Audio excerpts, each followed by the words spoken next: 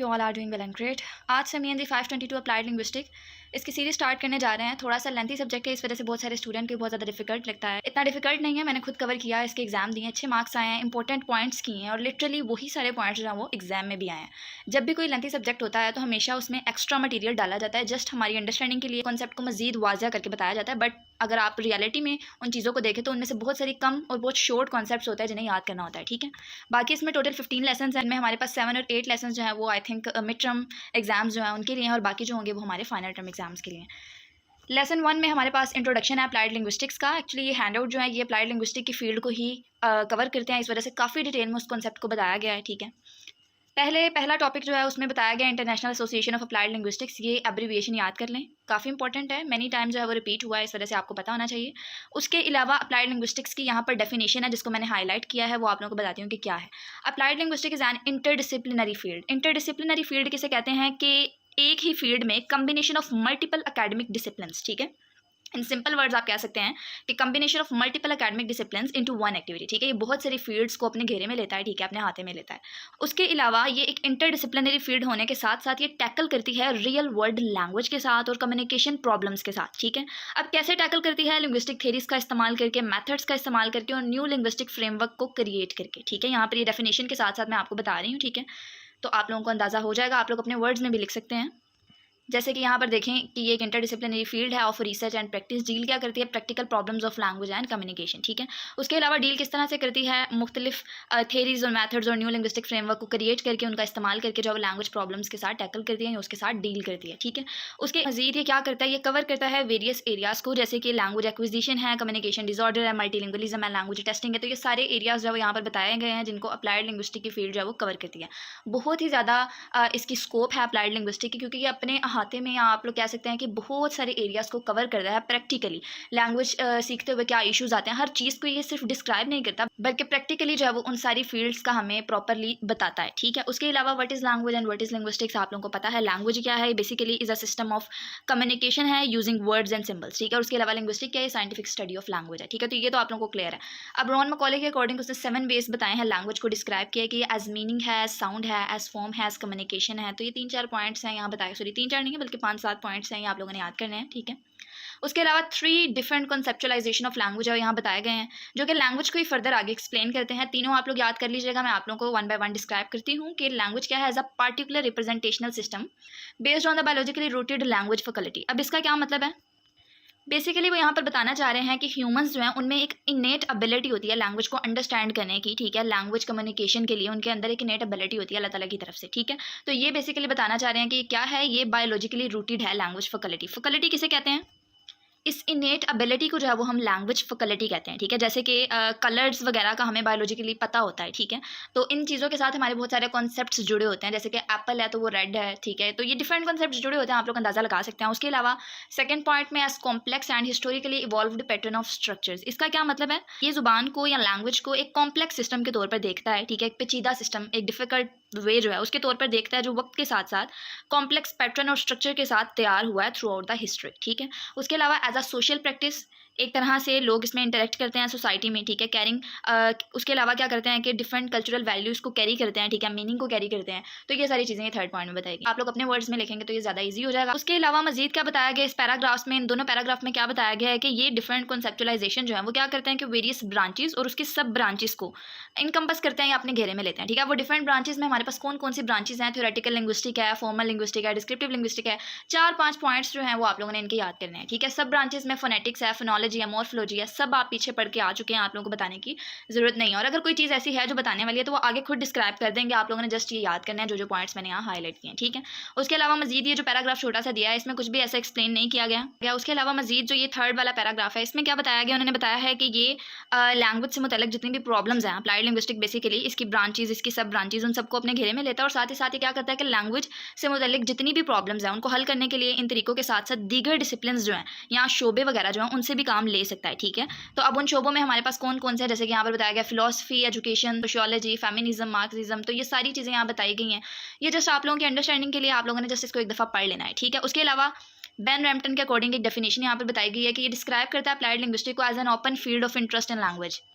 इसके अकॉर्डिंग ये एक ओपन फील्ड ऑफ इंटरेस्ट है, यानी कि एक डाइवर्स एरिया ऑफ स्टडी है जो फोकस करता है practical applications of language knowledge, ठीक है, उसके ऊपर जो बेसिकली फोकस करता है। बाकी यहाँ पर सिंपल सी डेफिनेशन लिखी गई है कि open field of interest in language है, तो आप लोग ये भी याद कर सकते हैं। डेविड ब्लॉक के अकॉर्डिंग उसने बताया है कि it is amalgam of research interest. तो इन सिंपल वर्ड इसने क्या बताया है कि ये बताता है कि ये मिक्सचर है डिफरेंट रिसर्च इंटरेस्ट का, ठीक है। डेविड ब्लॉक के अकॉर्डिंग जो है वो अप्लाइड लिंग्विस्टिक क्या है, ये कि मलगम है, एक आप कह सकते हैं मिक्सचर है रिसर्च इंटरेस्ट का, ठीक है। तो ये इसकी डेफिनेशन है। बैन रैम्पटन के अकॉर्डिंग क्या बताया गया, आप लोगों को क्विज में बहुत दफ़ा रिपीट हो सकते हैं डेफिनेशन, आप लोगों ने नहीं याद रखना है। बाकी कुछ सब ब्रांचेज हैं, इनके नाम याद रख लीजिएगा, और साथ ही साथ रॉन मैकॉले के अकॉर्डिंग उसने 7 वेज ऑफ लैंग्वेज जो डिस्क्राइब किए हैं वो कौन से हैं वो आप लोगों ने याद रखना है, ठीक है। उसके अलावा हमारे पास टॉपिक 2 आ जाता है नीड और स्कोप देखने अप्लाइड लिंग्विस्टिक की। बहुत ज़्यादा इजी पैराग्राफ है ये वाला भी। इसमें बताया गया कि अप्लाइड लिंग्विस्टिक एक थ्योरेटिकल टर्म है जो कवर करता है इंटरडिसिप्लिनरी डोमेन को इन लिंग्विस्टिक, क्या करने के लिए, सॉल्व करने के लिए रियल वर्ल्ड प्रॉब्लम्स को in the use of language in various context. अब वो वेरियस कॉन्टेक्स्ट कौन से हैं, ट्रांसलेशन है, लिटरेसी है, लैंग्वेज एजुकेशन है, टीचिंग है, लेक्सिकोग्राफी है, ठीक है। तो उन सब फील्ड में ये थ्योरेटिकल टर्म है जो कवर करता है इंटरडिसिप्लिनरी डोमेन को। इंटरडिसिप्लिनरी का मतलब मैंने आप लोगों को बता दिया है, ठीक है। उसके अलावा ये किन किन एरियाज़ को कवर करता है, ये क्या करता है, रियल वर्ल्ड लैंग्वेज इश्यूज़ जो हैं उनको उनके साथ डील करता है, उनके साथ टैकल करता है। ये सारे वर्ड्स आप लोग बार बार दोहरा सकते हैं, ठीक है। उसके अलावा scope of applied linguistic can be summarized as follow. अब इसकी कुछ स्कोप है जिसमें बताया गया है कि लैंग्वेज एंड टीचिंग है। फर्स्ट पॉइंट, लैंग्वेज और टीचिंग में क्या होता है, ये फोकस करते हैं how to teach a second language, ठीक है। तो उसके ऊपर भी ये फोकस करता है अप्लाइड लिंग्विस्टिक का, इसमें भी एक मेन किरदार है, एक मेन करेक्टर है, ठीक है। लैंग्वेज एंड सोसाइटी में क्या है, आप लोगों को ये जो मैं एक एक पॉइंट के हिसाब से डेफिनेशन बता रही हूँ, आप लोगों ने अगर ये आया तो इसमें भी सेम एज इट इज ऐसे ही लिख देना है, ठीक है। लैंग्वेज एंड सोसाइटी आ जाता है, ये क्या करता है, ये एग्जामिन करता है the relationship between language and society, ठीक है। तो उसके ऊपर ज़्यादा फोकस करता है। इसके अलावा लैंग्वेज एंड एजुकेशन लर्निंग में क्या बताया गया है, इसमें इंक्लूड है first and second language education and language testing, ठीक है। फोर्थ पॉइंट में लैंग्वेज वर्क एंड लॉ है, ये कवर करता है वर्क प्लेस कम्युनिकेशन को, फोरेंसिक लिंग्विस्टिक्स को, ठीक है। तो ये 2-3 पॉइंट्स यहाँ पर भी बताए गए हैं। उसके अलावा लैंग्वेज इन्फॉर्मेशन एंड इफेक्ट है, ये कवर करता है लिटरेरी स्टाइलिस्टिक को और CDA को, यानी कि क्रिटिकल डिस्कोर्स एनालिसिस, जो कम्युनिकेशन हम करते हैं उसको क्रिटिकली ये एनालाइज करता है, ठीक है। अब लिटरेरी स्टाइलिस्टिक क्या है कि लैंग्वेज कैसे यूज होती है लिटरेचर में, ठीक है, और किस तरह से क्रिएट करती है डिफरेंट टोन्स वगैरह को, ठीक है। तो उन सब के ऊपर जो फोकस करता है, कन्वे करता है, मीनिंग को एंगेज करता है रीडर को। तो ये सारी चीज़ें जो लिटरेरी स्टाइलिस्टिक्स में आ जाती हैं, ठीक है। तो ये हमारे पास 5 पॉइंट्स थे, सम टाइम रिपीट हो जाते हैं, तो आप लोगों का अपना फ़ायदा है, बहुत ईजी पॉइंट्स हैं, ज़्यादा डिफिकल्ट नहीं है, ठीक है। उसके अलावा मजीद क्या बताया गया कि while specific employers seek individual with specific skill for specific job, all employers want those with ability. अरे क्या बताया गया, बेसिकली इन सिंपल वर्ड्स या इन शॉर्ट अगर मैं आपको बताऊँ तो ये तैयार करता है इंडिविजुअल्स को विद वैल्यूएबल स्किल, ठीक है, क्लियर कम्युनिकेशन में, प्रॉब्लम सॉल्विंग में, प्रेजेंटेशन में, या डिफरेंट थिंग्स हो सकती हैं, ठीक है, डिफरेंट एरियाज हो सकते हैं। इसके अलावा अप्लाइड लिंग्विस्टिक ट्रेनिंग जो है प्रिपेयर करती है स्टूडेंट को एम्प्लॉयमेंट के लिए गवर्नमेंट एजेंसीज में, नॉन प्रॉफिट ऑर्गेनाइजेशन में, एजुकेशनल इंस्टीट्यूशन में, बिजनेस में, सब पढ़ने वाला है जस्ट, ठीक है। आप लोगों को मेन पॉइंट्स बता रही हूँ, आप लोगों ने भी जस्ट ये मेन पॉइंट्स याद रखना है, इतना कोई डिफिकल्ट टास्क नहीं है, ठीक है। उसके अलावा ग्रेजुएट्स जो है with a background in applied linguistic वो क्या कर सकते हैं, किन किन फील्ड्स में जा सकते हैं, किस तरह से वो पहले लैंग्वेज को सीख सकते हैं, ठीक है, सेकंड एंड फॉरेन लैंग्वेजेस को, और कैसे वो लैंग्वेज को उस कम्युनिटी में यूज़ कर सकते हैं।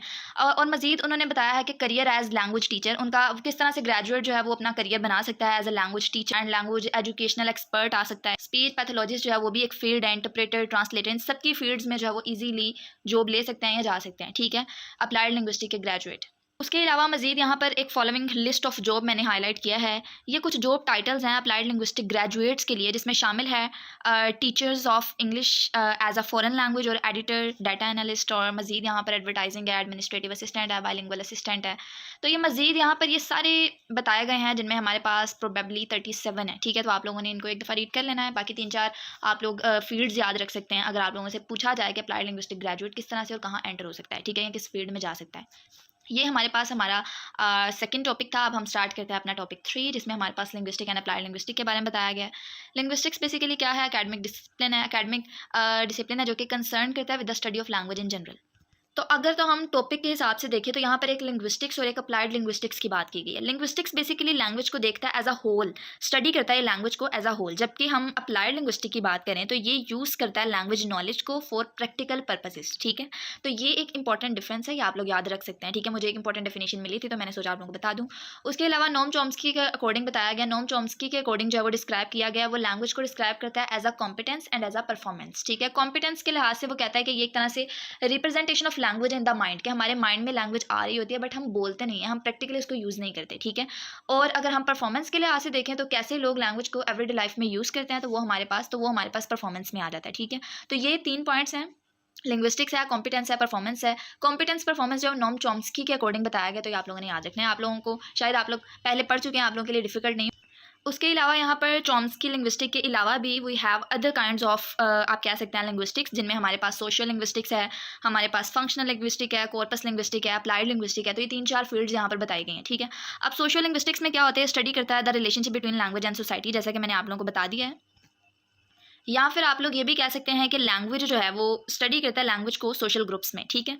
जो पहले वाली डेफिनेशन है आई थिंक वो ज़्यादा इजी हो आप लोगों के लिए। उसके अलावा फंक्शनल लिंग्विस्टिक में क्या होता है, ये बेसिकली फोकस करता है कम्युनिकेशन के ऊपर, ठीक है।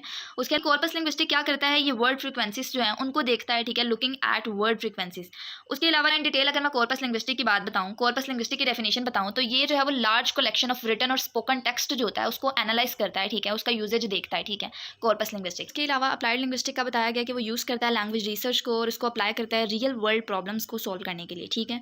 मजीद यहाँ पर ये जो एक्स्ट्रा इन्फॉर्मेशन दी गई है, इसमें बताया गया कि मर्ज करता है लैंग्वेज थेरीज को विद रियल लाइफ नीड्स के साथ, फिर फाइंड करता है बैलेंस इन दोनों के दरमियान और कंडक्ट करता है इसकी रिसर्च को, थिंकिंग को। तो वो सारा यहाँ बताया गया, आप लोगों ने इसको याद नहीं करना। लास्ट पे क्या बताया गया कि इट एस्टैब्लिश्ड, अप्लाइड लिंग्विस्टिक जो है बेसिकली क्या करता है, it established a reciprocal relationship between experience and expertise. Basically ये क्या करता है, ये एक गैप जो है उसको ख़त्म करता है और कनेक्ट करता है लैंग्वेज एक्सपर्ट को एवरीडे लैंग्वेज इश्यूज़ के साथ, ठीक है। उन एक्सपर्ट्स को जो है वो उनके एक्सपीरियंस को जो है वो कनेक्ट करता है एवरीडे लैंग्वेज इश्यूज़ के साथ, ठीक है। तो उस गैप को जो है बेसिकली ये ख़त्म करता है। उसके बाद हमारा टॉपिक 4 है, जिसमें बताया गया applied linguistic as a problem solving approach. ये थोड़ा सा लेंथी है बट हाईलाइट किया है मैंने इंपॉर्टेंट पॉइंट्स, उस हिसाब से चलेंगे तो आप लोगों के लिए ईजी हो जाएगा। अगर तो हम अप्लाइड लिंग्विस्टिक की बात करें तो ये तो एड्रेस करता है प्रैक्टिकल लैंग्वेज और कम्युनिकेशन इश्यूज़ के साथ, ठीक है, उनको टैकल करता है, ठीक है। AILA यानी कि international association of applied linguistic वो प्रोक्लेम करती है।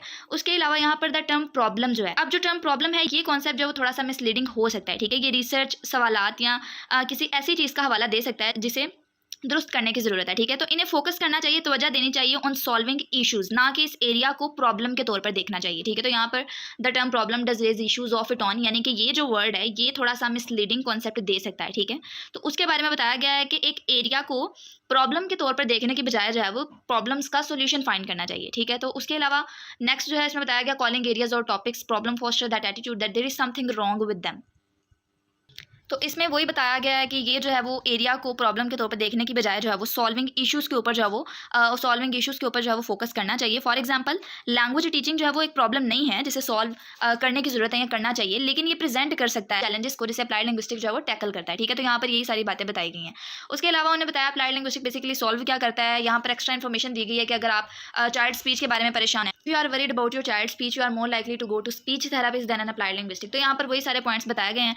मेन यहाँ क्या बताया गया कि applied linguistic have played a part in EU projects on translation and on linguistic diversity। तो ये जो नीचे मैंने हाईलाइट किया लाइन यहाँ से थोड़ा सा इंपॉर्टेंट है। यहाँ बताया कि अप्लाइड लिंग्विस्टिक जो है प्राइमरीली जो है एड्रेस करता है इश्यूज़ को रिलेटेड टू लैंग्वेज टीचिंग, ठीक है, जिसमें हमारे पास डेवलपमेंट ऑफ सिलेबस हो सकता है, टीचिंग मेथड हो सकता है, ठीक है, जिसने पहचान हासिल किया आप कह सकते हैं आलमी सतह पर, ठीक है, इंटरनेशनल लेवल पर जो है पहचान हासिल की है 1970 में, जो यूरोप की काउंसिल जो है उसके साथ एसोसिएट है, उससे मुंसलिक है, ठीक है। तो ये अप्लाइड लिंग्विस्टिक की एक तरह से इंपॉर्टेंस बताई गई है यहाँ पर, ठीक है। अब 3 इंप्लीकेशंस हैं जिन्हें बताया गया कि applied linguistic is the jack of all trades, यानी कि ये एक तरह से इंटरडिसिप्लिनरी प्रॉब्लम सॉल्वर है, एक तरह से ये पजल सॉल्वर के तौर पर काम करता है, ठीक है। ये यूज़ करता है नॉलेज को डिफरेंट एरिया से, ना सिर्फ लैंग्वेज से बल्कि वेरियस एरिया से, क्या करने के लिए, फाइंड करने के लिए राइट सोल्यूशन, ठीक है, रियल लाइफ लैंग्वेज प्रॉब्लम से टैकल करने के लिए है, ठीक है।